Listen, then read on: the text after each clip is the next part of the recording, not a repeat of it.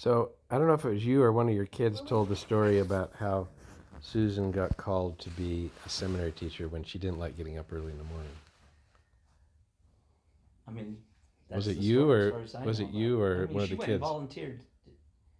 I don't know who told, but yeah, she not a morning person, you know, She liked to always sleep in. always slept in, and the kids would get up and get themselves ready for school, and I was up and so forth, but she never got up in the morning to Get them send them ready. off to school or whatever.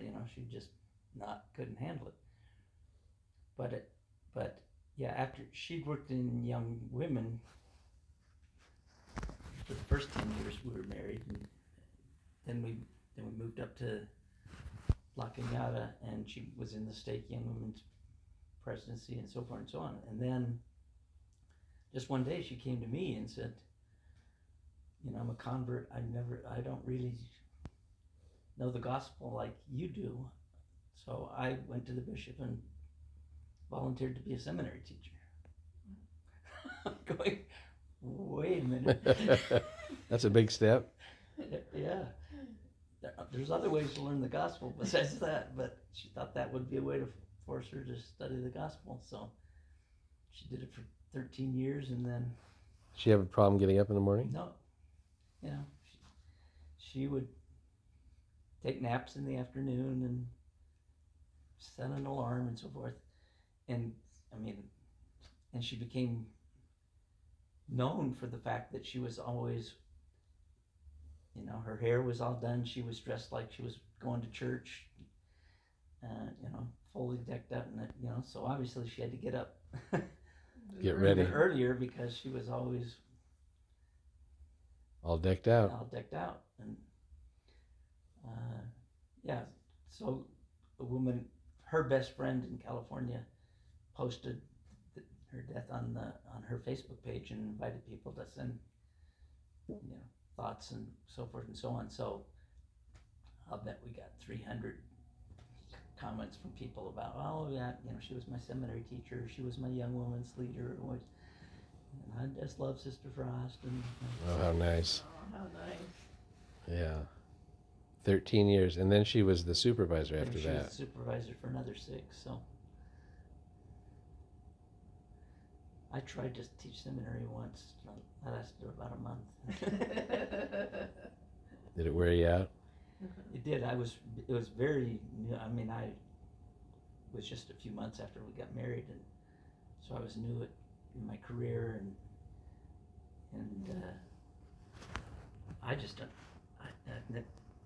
That's the only calling I've ever had with the youth, and I just don't know how to teach the youth. And when they start acting up, it drives me crazy. I guess Susan figured out how to just, Oh, good for her. Special gift.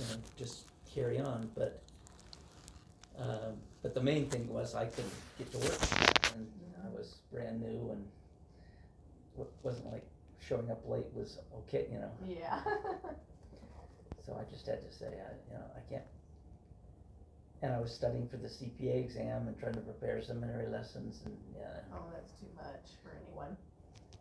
Anthony Sweat told the story that he was, he's got 7 kids, he's a bishop, and he's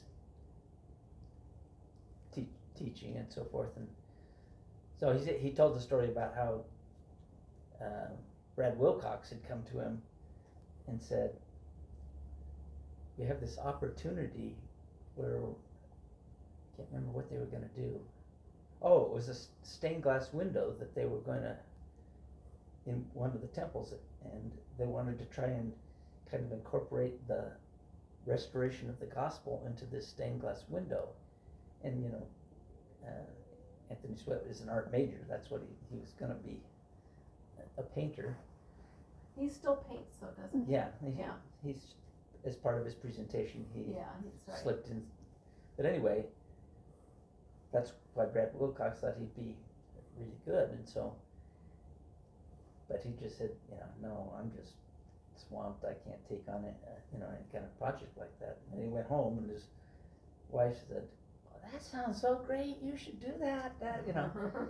So he prayed about it, and felt impressed that he should take it, and he did, and what it was a great experience and so forth. He said, now I can contrast that with just last week. I was in the temple, as he said, so I had decided, okay, I get all these requests for people to come, come speak at to our ward youth or our state, whatever. And so he just decided, okay, that's the one thing I just have to cut out. I'm not gonna talk to individual stakes or wards or whatever. So he said, just last week, I was in the temple worker recognized me, came up and said, Brother Sweat, we're having this youth fireside, could you come speak? And he said, I would really love to and so forth, but I just am overwhelmed, I just cannot. And the temple worker said, well, so much for consecration. Ouch. And Yeah. the lesson was on consecration, just say basically, you have to draw the line somewhere. Yeah, you definitely do. I mean, that's the way we felt when our mission came up for, renewal, and I think if Mom hadn't been here, we probably would have done it, but you have